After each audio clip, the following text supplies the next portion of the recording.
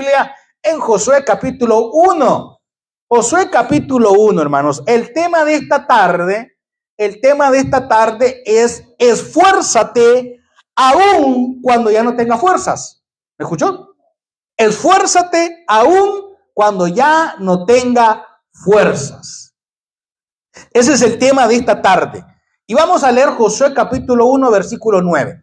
Esa es la cita con la que vamos a arrancar en esta tarde. Y vamos a hablar acerca del esfuerzo. Dice la palabra del Señor, doy lectura en el nombre del Padre, del Hijo y de su Santo Espíritu. Dice así: mira que te mando que te esfuerces. Sí, ¿por qué no lo lee conmigo? Leamos esa parte.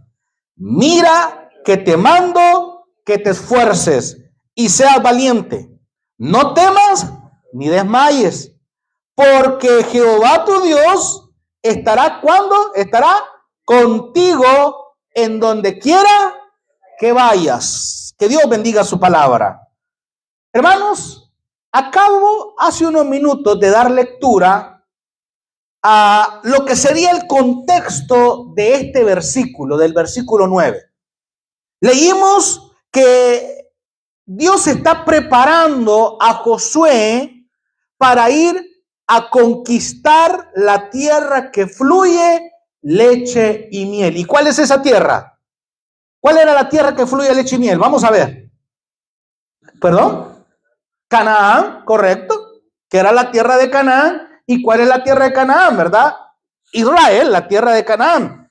Pero esta tierra, hermanos, en el tiempo de Moisés, en el tiempo de los israelitas, en el tiempo que Dios estaba iniciando, ¿verdad? Y digo iniciando, aunque habían pasado varios años, estaba iniciando la creación de su nación santa.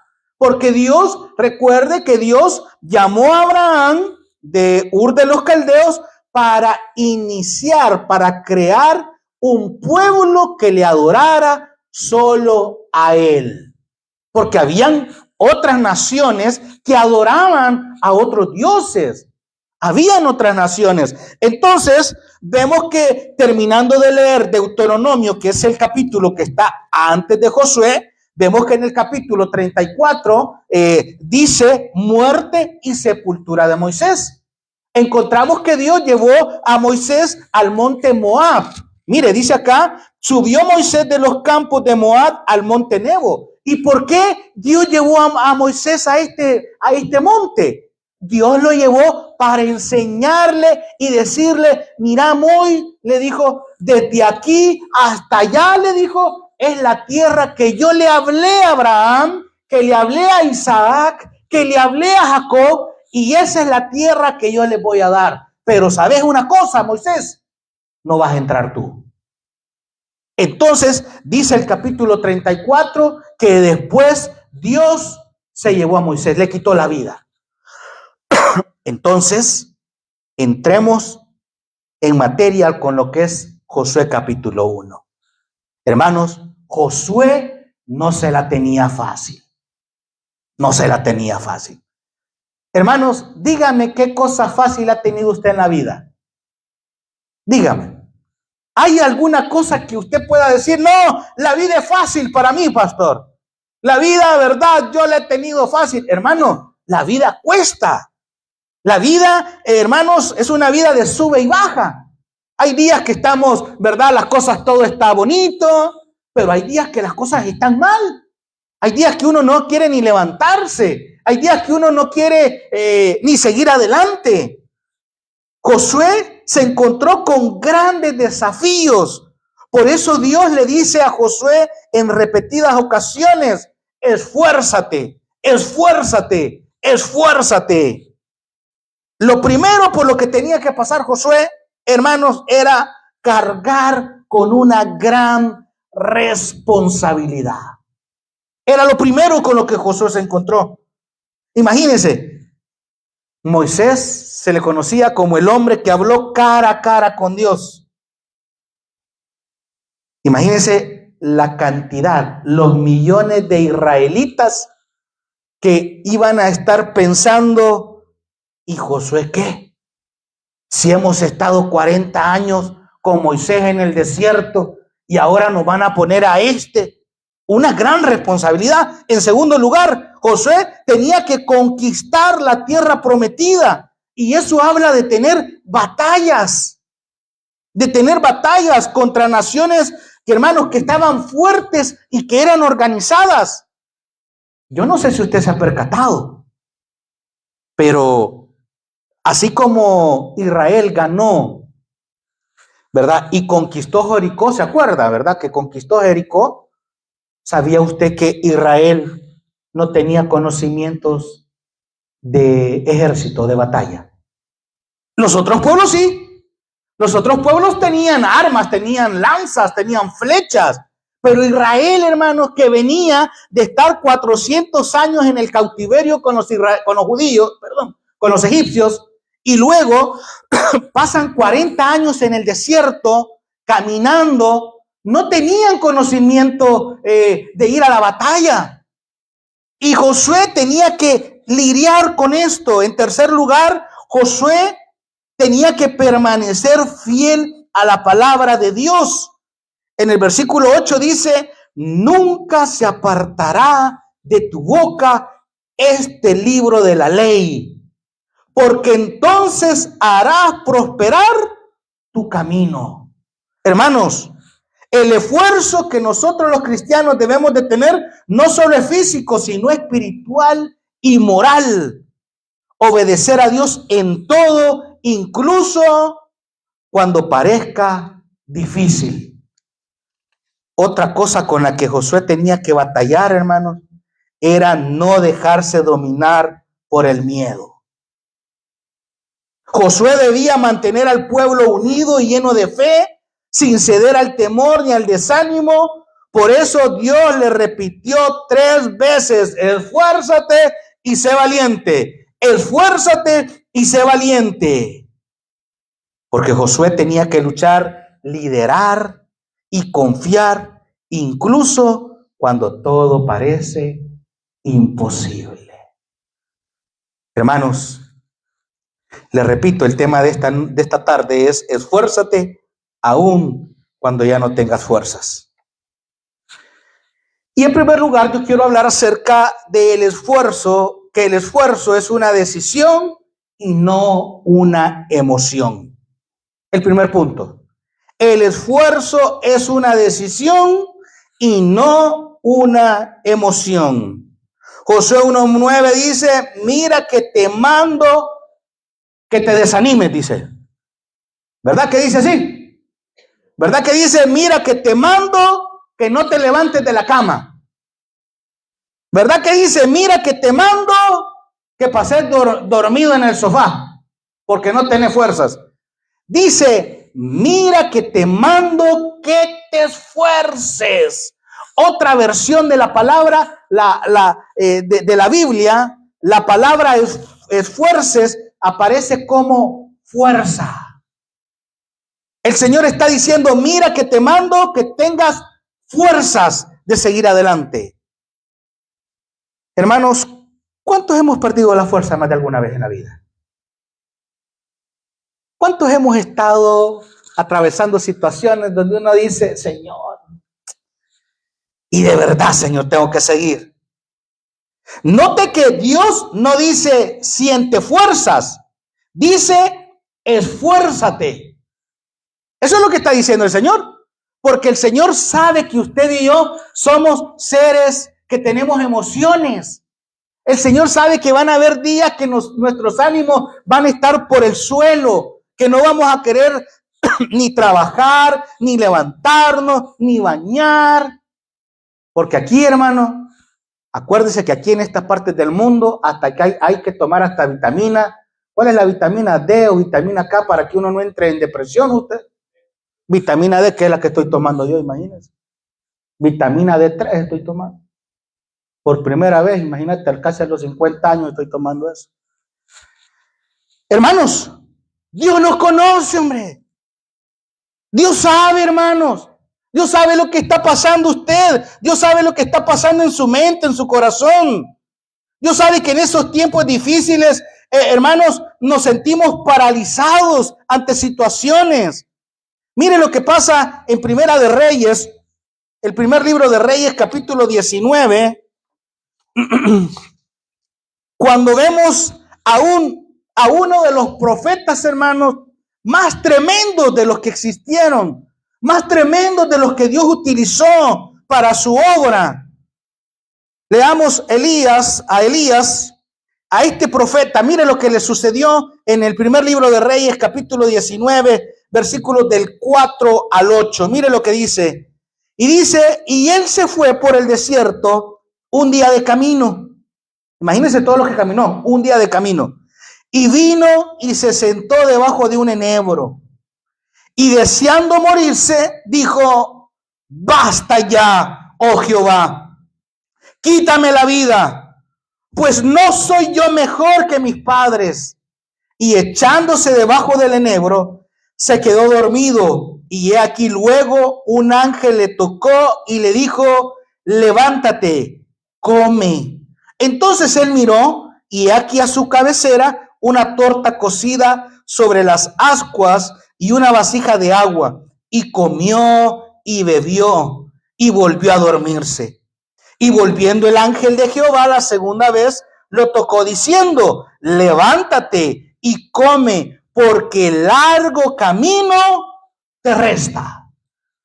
Hermanos, no le voy a pedir que levante la mano en esta tarde, porque habemos pocos, ¿verdad? Pero mire lo que le pasó al profeta. El profeta deseó morirse. ¿Qué está hablando aquí la palabra? De emociones, de situaciones en la vida donde uno no encuentra salida, donde el cuerpo no quiere seguir adelante. El profeta, hermanos, había sido utilizado por Dios para mí una gran hazaña. Había sido el instrumento de Dios de una gran hazaña. Nada más y nada menos mandar fuego del cielo y terminarse el sacrificio que estaba ahí presente a los 400 y tantos profetas de Baal. Y Dios le demostró a estos falsos profetas, manda fuego del cielo. Su pueblo, que también estaba presente, se dio cuenta de que Dios es el único Dios verdadero. Pero apareció la esposa del rey más malo. ¿Cuántos saben quién es la esposa o que hubo un rey más malo de todos los reyes que hubo en Israel? Acab. Si usted lee, hermanos, un día vamos a estudiarlo. Recuerdo que allá en Vancouver el pastor David dio un estudio del rey más malo. De todos los reyes que tuvo Israel, el rey más malo es, acuérdese, el rey Acab. Porque ese hombre hizo lo peor de lo peor que Dios pudo haber recibido de parte de un rey. Entonces viene el rey Acab y le comenta a su esposita, ¿verdad? Creo yo que es lo que haría todo casado, y le dice, fíjate que, ¿te acordás de Elías, el profeta de Dios? Sí. Fíjate que acaba de quitarle la vida a todos tus profetas de Baal. Y esta mujer le manda a decir a Elías, al siervo de Dios, así como tú le hiciste a los míos, mañana a esta hora te estarán haciendo a ti. Hermanos, era un siervo de Dios.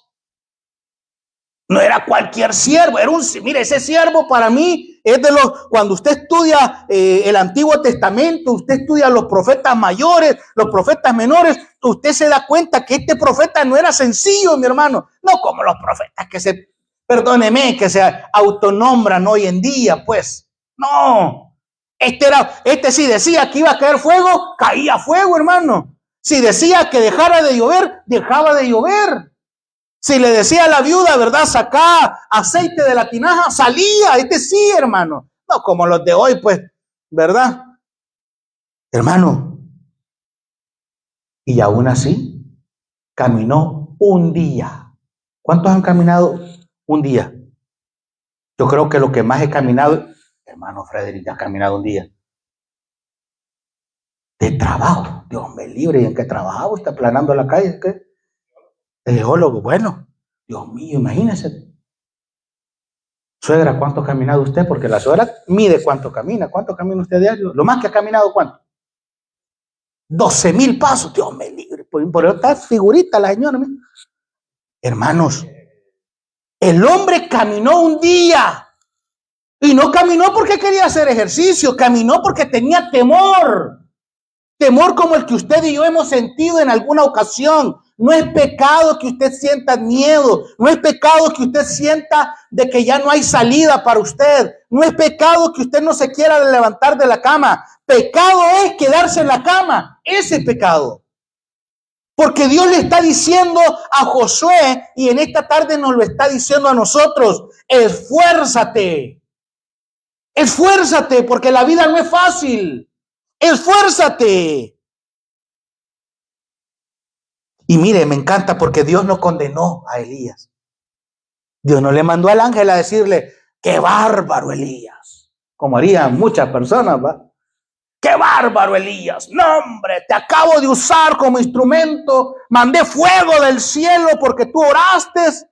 No, qué bárbaro, me has decepcionado. No, Dios no dijo eso. Dios le dijo, le mandó al ángel para que lo alimentara, le diera su comidita, le diera su bebida y le dijera: levántate porque largo camino te resta. Hermanos, mire, lo que Dios tiene con nosotros no ha terminado todavía, hombre.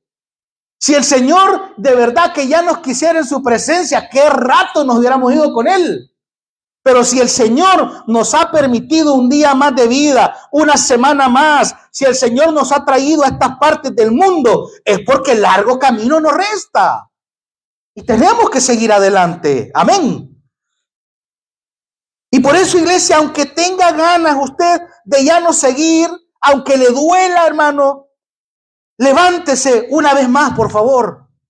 Levántese. Créale al Señor.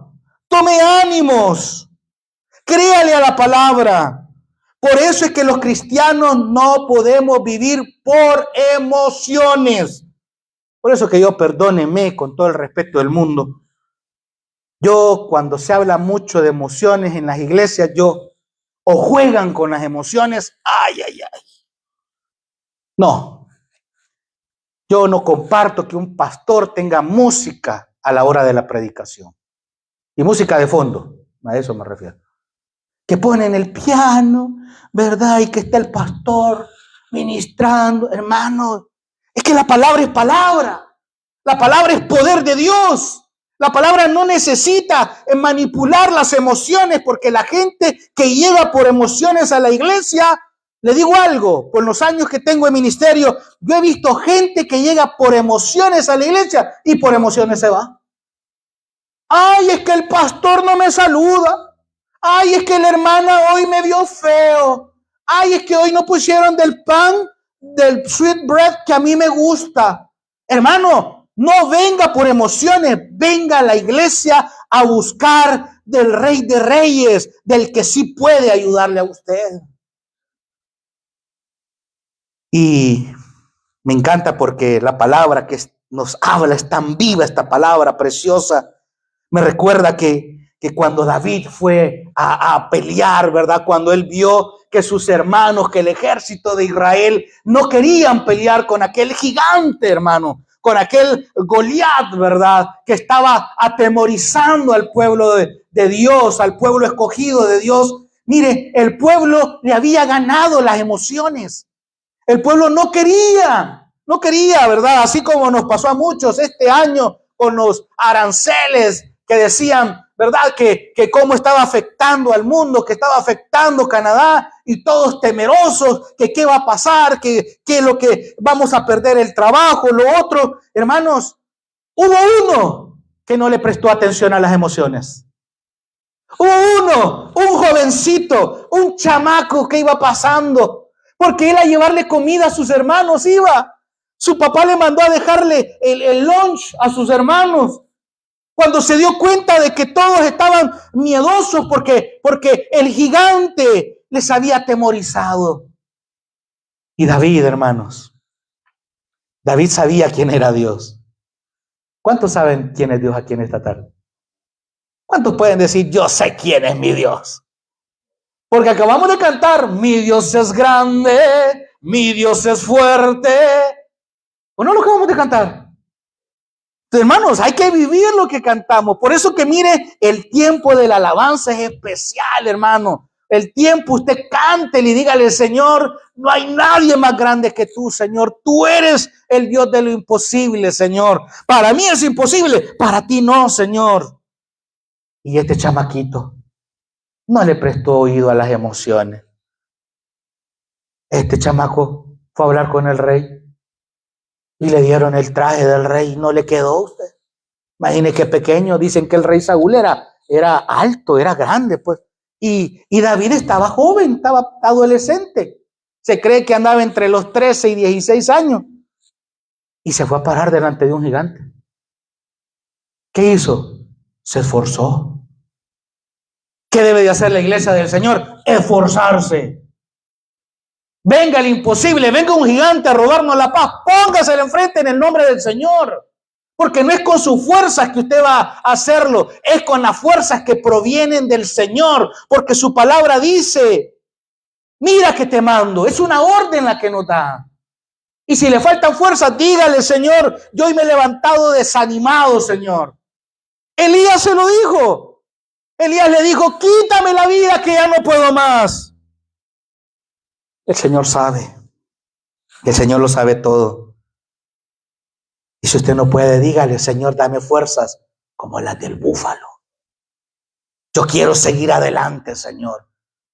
Porque la vida continúa. Amén. La vida sigue. La vida sigue, hermanos. Y nosotros tenemos que seguir adelante. ¿Cuánto nos desesperamos porque nos quitaron de un trabajo?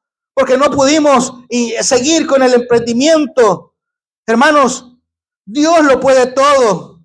Dios bendice el esfuerzo constante, más que la emoción pasajera. ¿Me escuchó? Te lo voy a repetir una vez más. Dios bendice el esfuerzo constante, más que la emoción pasajera. Por eso que no podemos estar nosotros metidos en emociones. No podemos. En segundo lugar, mis hermanos, el esfuerzo abre la puerta a que Dios intervenga. El esfuerzo abre la puerta a que Dios intervenga en toda situación. Nuevamente Josué 1:9 dice, mira que te mando que te esfuerces y seas valiente, no temas ni desmayes. Mire después de la coma lo que dice, porque Jehová tu Dios estará. Ay, hermano, qué cosa más linda. Qué cosa más linda. Porque aunque se escuche lo que se escuche, se vea lo que se vea en las noticias, pase lo que esté pasando, si Dios con nosotros, ¿quién contra nosotros, hermano? ¿Quién? Yo le acabo de estar diciendo a José, ¿verdad? Porque José pues maneja unos camiones, unos trailers, pues, no, hermano, y hoy con el tiempo, el clima, le digo yo, José, tenés cuidado, ¿verdad? Pero yo de ahí me acuerdo, si José no anda solo, hombre, ¿verdad? Y no es que ande alguien ahí, ¿verdad? Que no, José. José no anda solo. José anda con la mejor protección de su vida. Y no son las cadenas que le puede poner a las llantas. No es el sistema de cámara que le pone la empresa para ver qué es lo que hace y qué es lo que no. José anda con la mejor protección de su vida, que es la presencia del Señor. Es la presencia del Señor. Por eso que nosotros, hermanos, debemos de recordarlo cuando nuestros ánimos estén en el suelo. Recuerde que el Señor, así como estuvo con Josué, así como estuvo con Moisés, estará conmigo también. Amén. Amén. Y lo digo porque, mire, ya estamos en noviembre, hermano. Y probable usted, este año, todavía no ha tenido la respuesta que usted está esperando de Dios. Probablemente. Pero no por eso vaya a querer desanimarse. No, mi hermano, no. Perdóneme, voy a decir una palabra griega, ¿verdad? Porque aquí creo que todos somos salvatruchos. Frederick, que es medio ya, porque ya está siendo salvatrucho también. Hermano, no se me achicopale, hombre. ¿Qué es eso? Dice Freddy. No se ponga triste. Si va a llorar, llore un ratito. Que parejo Dios le dio lagrimales. Pero después levántese, hombre. Siga adelante. Sigamos adelante. Si no, recordemos lo que dice Lucas capítulo 5. Lucas capítulo 5, versículos del 4 al 6. Déjeme ir a Lucas, permíteme. Lucas capítulo 5, del 4 al 6. Mire lo que dice. Cuando terminó de hablar, está hablando del Señor Jesús, dijo a Simón, boga mar adentro y echa. Bueno, si quieren voy a leer yo desde el 1, ¿verdad? Ahí está desde el 4, pero para que lo entiendan más los hermanos. Dice que en el versículo 1 del capítulo 5 dice, aconteció que estando Jesús junto al lago de Genezaret, el gentío se agolpaba sobre él para oír la palabra de Dios. Y Jesús vio dos barcas que estaban cerca de la orilla del lago, y los pescadores, habiendo descendido de ellas, lavaban sus redes, o sea, quedaron solas las barcas. Y entrando en una de ellas, Jesús, la cual era de Simón, le rogó que le apartase de tierra un poquito, y sentándose Jesús, enseñaba desde la barca a la multitud. Hoy sí, verso 4. Cuando terminó de hablar, dijo a Simón, ¿verdad? Todos sabemos que Simón es el que va a ser Pedro, ¿verdad? Le dice, boga mar adentro y echad vuestras redes para pescar. Respondiendo Simón le dijo, maestro, yo me imagino, ¿verdad? Si nos metemos a ese momento, Jesús recién termina de darle enseñanza y viene Jesús y le dice a Pedro, imagínese Pedro, ¿verdad? Respondiendo esto, maestro, toda la noche he pasado pescando. Es como que le dijeran a usted, ¿verdad? Acaba de terminar el turno de 8 horas y va a echarse otras 8 horas. Y usted dice, hey, pero ya pasé 8 horas. Imagínese la reacción de Pedro, ¿verdad? De Simón. El versículo 6 dice, y habiéndolo hecho, encerraron, gran cantidad de peces y su red se rompía. Hermano, es que obedecer a Dios, perdónenme, trae bendición. Obedecer a Dios trae bendición. Someterse a su palabra trae bendición para nuestra vida. Y no solo hablando de bendición económica, estoy hablando de bendición espiritual, de paz, de gozo. Jesús le dijo, echa la red, Pedro, échala otra vez, haceme caso. ¿Qué hubiera pasado si Pedro se hubiera quedado sin esforzarse? Y Pedro le hubiera dicho, no, hombre, yo ni te conozco, porque Pedro no lo conocía. Esa es parte importante de la lectura. Pedro no sabía quién era Jesús. Y que él sí le hubiera dicho, no, hombre. Y yo, ¿para qué si yo vengo a trabajar? Yo ya me quemé, ya estuve allá desvelado toda la noche, no agarré peces. ¿Y por qué voy a ir? ¿Verdad? Hubiera sido un latino que él le hubiera dicho. ¿Y por qué? Pues, ¿verdad? ¿Y para qué? No, hombre, ahí más tarde voy a ir. Pero Pedro obedeció, porque mire lo que dice el versículo 7.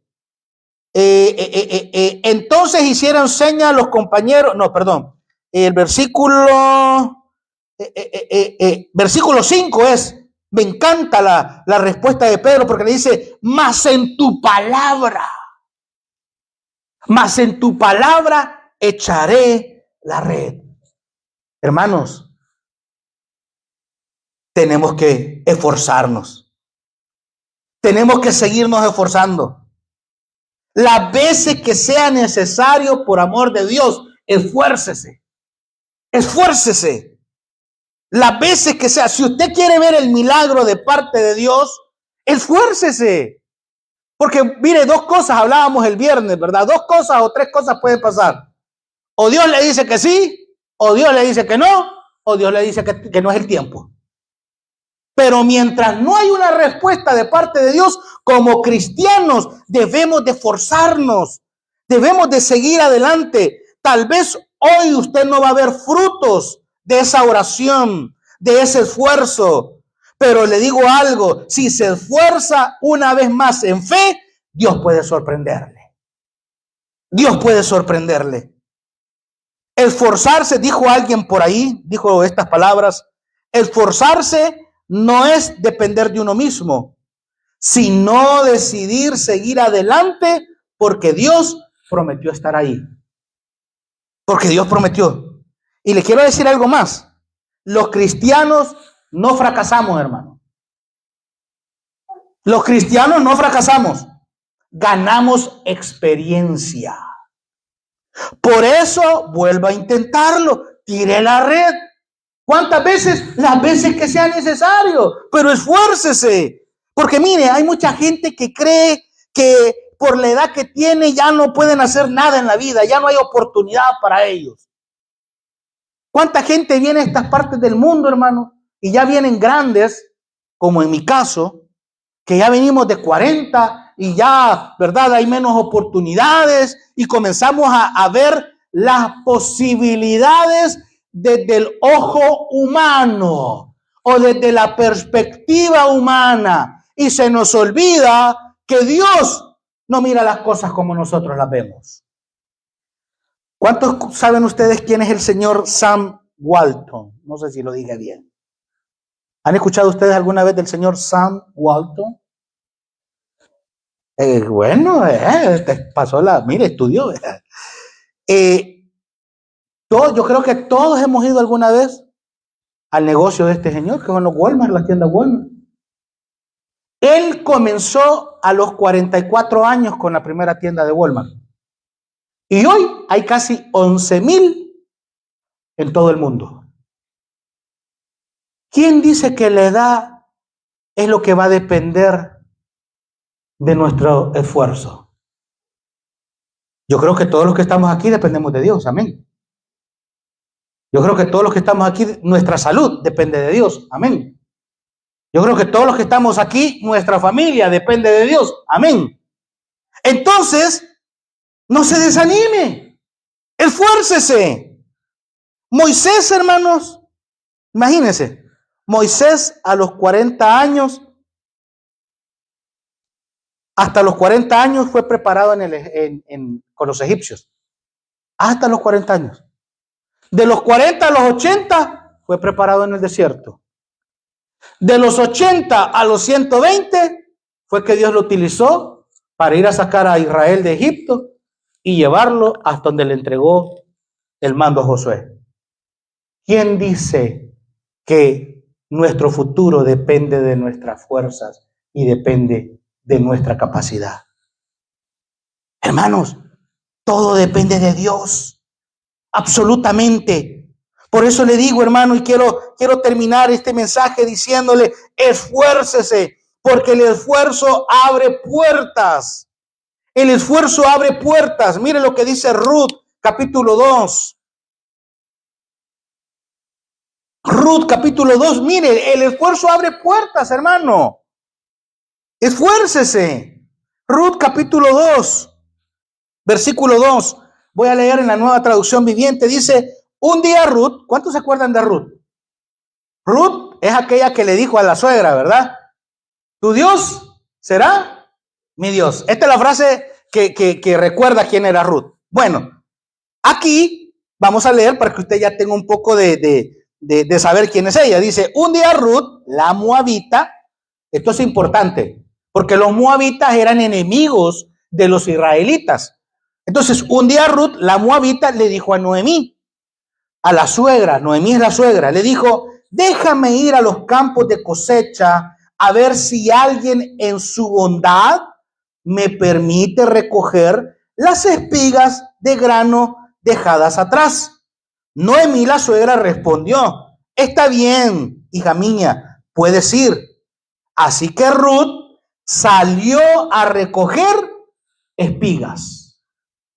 Hermanos, yo no sé si usted conoce la historia de Ruth, pero Ruth, bueno, le voy a contar la historia, así rápidamente, hay un par de minutos. Hola. Noemí estaba casada con su esposo y sus hijos. Noemí era israelita, pero en el tiempo de Noemí, dice la palabra, dice la historia, que la situación en Israel no estaba buena para ser vida. Entonces ellos se movieron y se fueron a Moab. Llegando a Moab, los hijos se enamoraron de dos moabitas, ¿verdad? Y se casaron con ellas. Al poco tiempo que se habían casado, se muere el esposo. Y después se mueren los hijos. Entonces Noemí se quedó solo con las nueras. Se quedó solo con ellas. Entonces Noemí, al ver, ¿verdad?, que no había un hombre que trabajara para llevar el sustento, que iba a ser más difícil, Noemí decidió regresarse a su tierra natal. Y Noemí habló con sus nueras y les dijo: miren, ustedes están jóvenes, ustedes no tienen hijos, lo mejor es que se quedaran en su tierra, encuentren marido y yo me regreso tranquila a la casa. Y ahí es donde Ruth, la única, la otra sí no quiso ir con la suegra, ¿verdad? Solo la Ruth. Y la Ruth le dice: tu Dios será mi Dios y tu pueblo será mi pueblo. Y ahí viene la historia, se regresan a Israel y cuando llegan a Israel se dan cuenta que la situación no iba a ser fácil, porque no había un hombre que cultivara, un hombre que apacentara, iba a ser una situación difícil. Pero aquí viene la enseñanza que yo quiero que usted tome en esta tarde, una de tantas que acabo de decir, y es que Ruth decidió, ojo, decidió ir a recoger espigas de grano. ¿Usted sabe por qué pidió eso, Ruth? Porque según la ley que aparece en la palabra, cuando usted iba al campo a sacar las espigas de trigo o lo que fuera, si usted iba cargado, ¿verdad?, con este fruto de la tierra, y de repente usted iba tan cargado que la semilla, las espigas caían al suelo, según la ley, usted no podía recogerlas. Tenía que dejarlas ahí. ¿Por qué? Porque, hermanos, los pobres siempre han existido. Y ellos, los menos afortunados, dice mi hermano Frederick, ellos iban a venir a recoger eso. Porque como ellos no tenían tierras para cultivar, no tenían nada más, ellos vivían de lo que recogían. Entonces, por eso Ruth le dice a su suegra Noemí: déjame ir a recoger, aunque sea espigas, para que tengamos algo que comer. Hermanos, la suegra le dijo: sí, hija, anda. ¿Y qué pasó? Miren lo que dice el versículo 3, dice: así que Ruth salió a recoger espigas detrás de los cosechadores y resultó que lo hizo en un campo que pertenecía a Booz. ¿Y quién es Booz? Booz, todos sabemos que Booz fue el que terminó siendo esposo de Ruth. Por eso yo le dije, el esfuerzo abre puertas. ¿Qué hubiera pasado si ella dice: ay, suegra, qué difícil está la vida aquí en Canaán, ¿verdad? No, aquí quedémonos sentaditas, suegra, a ver qué manda Dios. Porque hay cristianos que así piensan. Ay, no es que, y miren, no estoy tratando de decir algo contrario a lo que enseña la palabra, porque sí tenemos que tener fe, sí tenemos que esperar en Dios, pero también Dios nos dice: hey, hijos míos, esfuércense. Usted en su trabajo, esfuércese por ser el mejor trabajador. En sus estudios, esfuércese por ser el mejor estudiante. En su empresa, que su empresa sea la que deslumbre, la que se nota que hay un Dios que está de por medio. Esfuerzo. Si la Ruth no hubiera ido, hermano, no hubiera pasado todo lo que pasó con ella. Pero ella se quedó con vos, con el dueño, como dirían, con el dueño de la finca, con el dueño del cultivo. O sea, pasó, hermano, pasó algo bueno. Y por eso es que, mire, tenemos que ser fuertes. Salmos 31:24 dice: así que sean fuertes y valientes ustedes los que ponen su esperanza en el Señor. ¿Cuántos ponen su esperanza en el Señor? Hermanos, todos los cristianos tenemos que poner nuestra esperanza en el Señor. Tenemos que ser fuertes, como dice su palabra. Fíjense que hace años, allá por la Segunda Guerra Mundial, existía una señora que se llama Corrie ten Boom, así se llamaba.